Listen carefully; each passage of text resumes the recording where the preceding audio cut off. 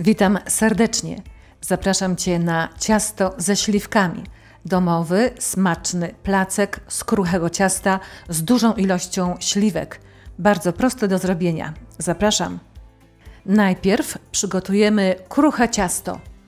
Do dużej miski przekładamy masło. 300 g pokrojonego masła. Wsypujemy 600 g przesianej mąki pszennej. 2 łyżeczki proszku do pieczenia. Łączymy oba składniki, mąkę z masłem. Robimy piasek. Następnie wsypujemy 150 g cukru, szczyptę soli. Dodajemy 1 łyżeczkę ekstraktu waniliowego i ścieramy skórkę z 1 cytryny. Następnie wlewamy 2 jajka. Mieszamy łyżką i zaczynamy wyrabiać kruche ciasto. Nie wyrabiamy zbyt długo, ważne, aby wszystkie składniki dokładnie się połączyły i ciasto było gładkie. Gotowe ciasto przekrawamy na 2 części. Jedna część powinna być większa. Ciasto wędruje do lodówki, a my teraz przygotujemy śliwki. Wykorzystałam 1400 g śliwek. Mogą to być węgierki albo inne śliwki, mniejsze lub większe. Ważne, aby nie były zbyt twarde i zbyt miękkie. Umyte i osuszone śliwki przekrawamy na pół, wyciągamy pestki. Małe śliwki przekrawamy na 2 części, natomiast te duże na 4. Kiedy ciasto stwardnieje, wyciągamy tę większą część z lodówki i kroimy ją w plastry. Plastrami ciasta wykładamy dno foremki wyłożonej papierem do pieczenia. Ciasto można też rozwałkować i przenieść razem z papierem do foremki. Palcami łączymy kawałki ciasta. Następnie ciasto posypujemy 2–3 łyżkami bułki tartej.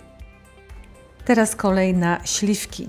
Układamy je ciasno na cieście, jedna obok drugiej, tą stroną ze skórką pod spodem. Jeżeli lubisz cynamon, to jest moment, aby śliwki posypać cynamonem. Następnie wyciągamy drugą część ciasta z lodówki.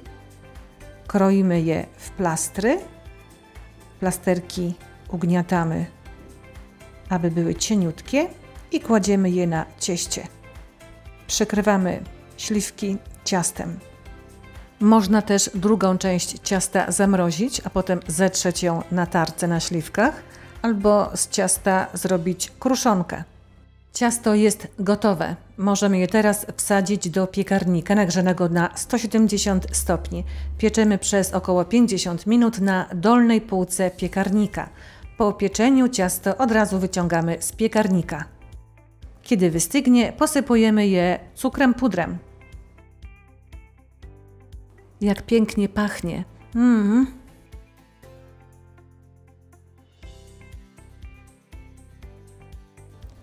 Teraz pokroimy nasze ciasto. Zobaczymy, jak wygląda w środku. Tak wygląda nasz placek z kruchego ciasta ze śliwkami. Jak widzisz, przepis nie jest trudny, a ciasto jest wyborne. Bardzo polecam Ci ten przepis. Jeżeli spodobał Ci się ten filmik, podziel się z nim ze znajomymi. Zachęcam Cię do subskrybowania mojego kanału i do pozostawiania lajków. Zapraszam na następne przepisy. Ciao, ciao!